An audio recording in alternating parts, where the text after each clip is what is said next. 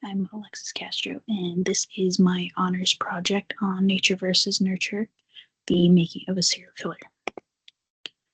So I just wanted to start with nature versus nurture is essentially the argument of whether genetics or environmental factors have a bigger effect on a person's actions and personality. This is a huge debate in the world of psychology, whether what genetic factors you were born with, if that affects who you are more than where you're raised, or vice versa.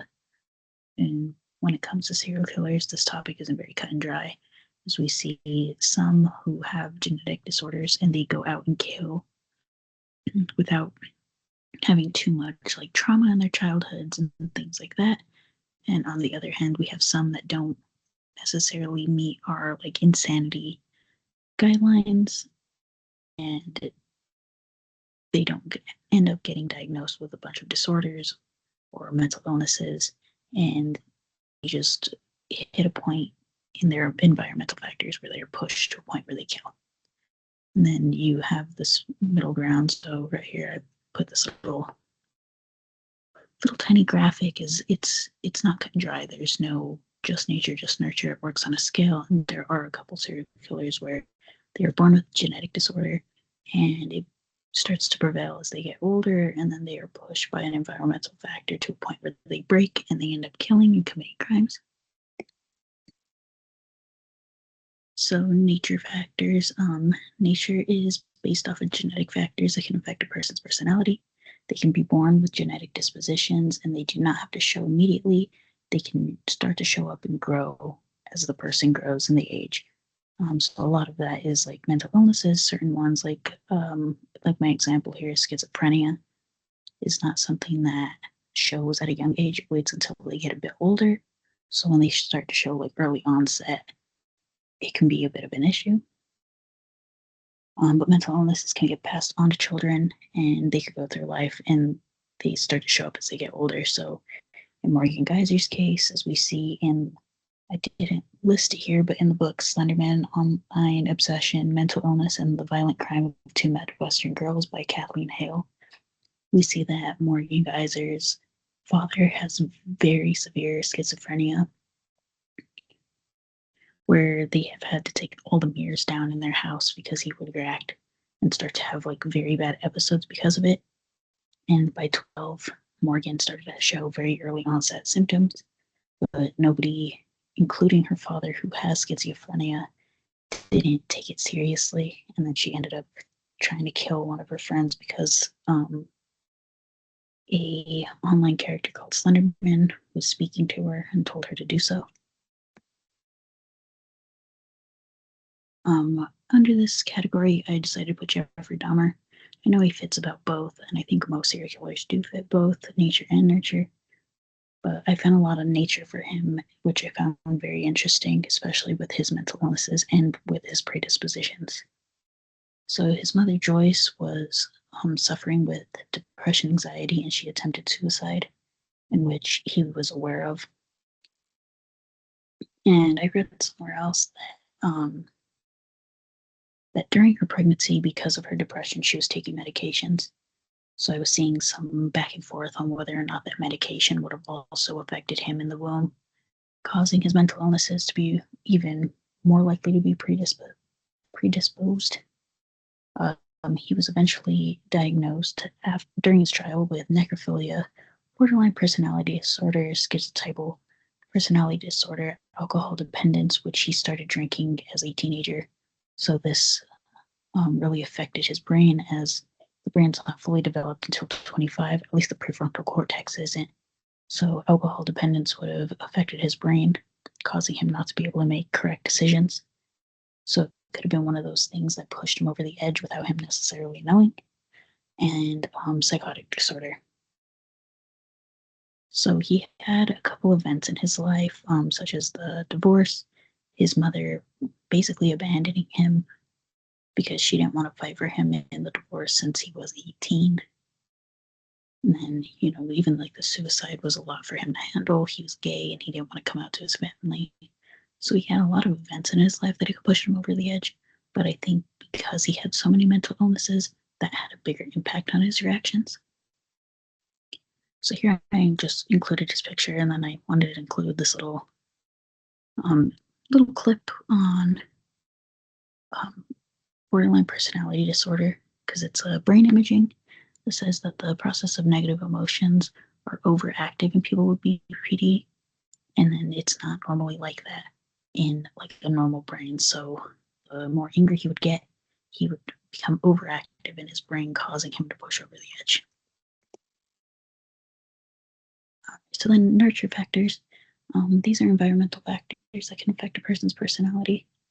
So this could be how a person was raised and any events that they witnessed during their childhood, whether they're positive or if they cause some sort of trauma like divorces, abuse, neglect, anything like that. And it's also cultural and social interactions. So school is one of the big ones because you're around so many different people, so many walks of life, and you're learning how to interact without your parents around. But these are situations that teach you how to react in specific manners. And in some cases of serial killers, they don't respond the same way because of other like mental illnesses that they may have, or they are just completely dissociated or just distanced themselves from other people since they cannot relate, so they don't react in the same way. This one I chose to put David Berkowitz, the son of Sam. He was put up for adoption the day he was born by his mother, since he was, he said that his mom was having an affair with a man, and he told her that if he kept the baby, then he would leave. So as soon as the baby was born, instead of putting the illegitimate or the actual father, who was the man that she was cheating on her husband with, as the father, she put her husband's name, put the baby up for adoption, called it good. So at 5, he was told by his adopted family that he was adopted and that his mother died during childbirth. He felt really guilty over this, and he lived with some guilt for a really, really long time. Because of this guilt, he had this sense of he wanted to belong, and he felt really lonely, and he was trying to find his purpose. So he served in the U.S. military. He was honorably discharged after some time in Korea. When he came back, he was feeling even lonelier than when he left. So he went out and he found out that his mother was still alive and that he had a sister. So he met with the two of them. The reunion wasn't all that happy because he found out about him having an illegitimate birth. And he was not happy with the full story, and he was angry with her for giving him up, and angry with the father for never being there and never saving him. So his guilt of, I killed my mom in childbirth shifted over to rage of why didn't anybody want me, and it pushed him. So now in the position where I put both nature and nurture, I thought about Edmund Kemper, as we're like right in the middle. Well, I guess we're getting pretty close to the end of Mindhunter. So I just wanted to really touch on him because he's been such a big part of this story.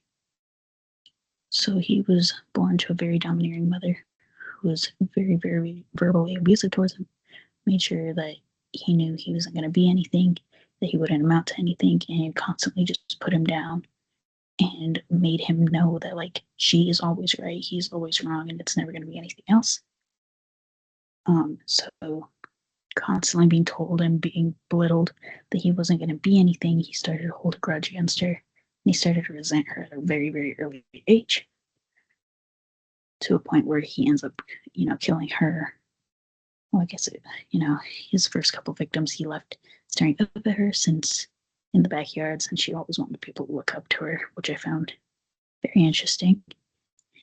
And then he ends up killing her in order to humiliate her and finally get rid of her, as he now holds the power. During his diagnoses, he was diagnosed with antisocial personality disorder. So people with antisocial personality disorder tend to purposely make others angry or upset. And then they lack remorse. So I thought that was a big one because he was so open about talking about what he did, and he had zero regrets. Even when he killed like other women, he didn't really care.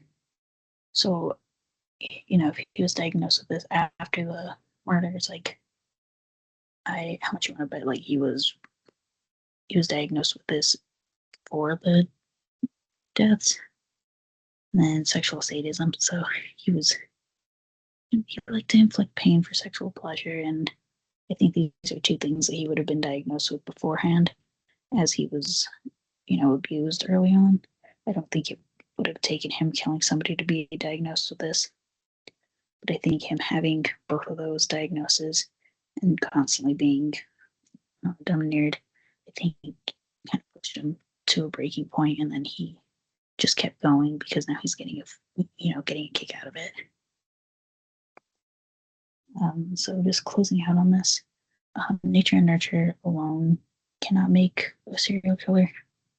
So whether it's just having internal factors or just having external factors, like, it's not going to cause somebody to kill. You have to have both.